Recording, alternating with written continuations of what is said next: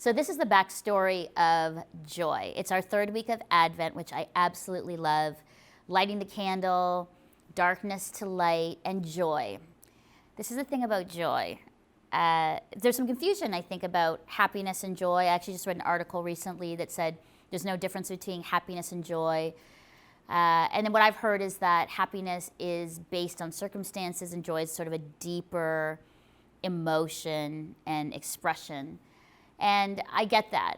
Here's the thing. When you've gone through depression like I have, when you have friends and family who have struggled with mental health, with horrific things that have happened to them, there's not a lot of joy. And the conversations aren't about joy.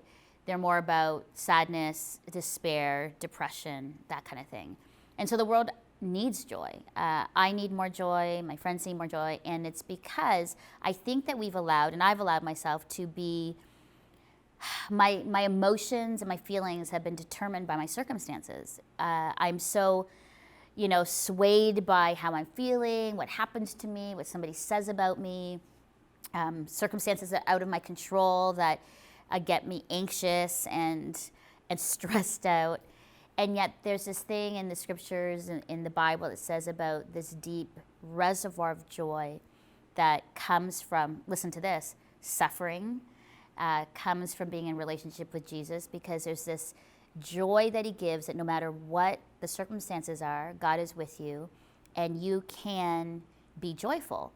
I've seen this when I was younger. My dad used to work with an organization called Open Doors, and they used to bring Bibles, smuggle Bibles into persecuted countries, in the day communist countries.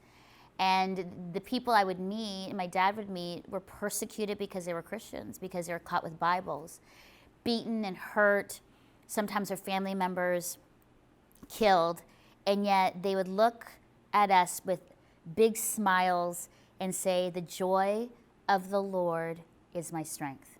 And as a young girl, I never knew what that meant. I was like, what do you mean? Your husband has been killed. You are starving. You've been imprisoned. Life, it looks pretty bleak. And they said, yeah, those are just circumstances. But the joy of the Lord, this deep understanding that God is with me, that there is hope, that one day I'll see my family members again. One day I'll be with Jesus and life will be better. It gives me hope, which gives me joy. And I didn't understand it, but as I get older, I do. I understand that the way that I've gotten through life, through dark night of the soul moments, has because I have clung to this joy, this deep, resonating, gut, bowel, deep, joy that gives me hope. And when I say joy, it's not like laughter all the time and things are great. It's this hope and understanding of whose I am, who I belong to, that God is with me, he will never leave me or forsake me, that I am his, and that I belong to somebody greater than myself, and that I am good. And that brings me a lot of joy. There's some security in that. Anyway, all that to say, I love this show. It is in Abbotsford, BC. It's the first of the two shows we did in Abbotsford at Brian Dirksen, award-winning singer and songwriter's chalet, in front of a live audience of all of these people from the British Columbia area, which was fantastic. And it was a really wonderful, amazing time. So I hope you enjoy this show, all about joy, that God coming and entering humanity, the birth of Jesus, is a joyful story, joy to the world.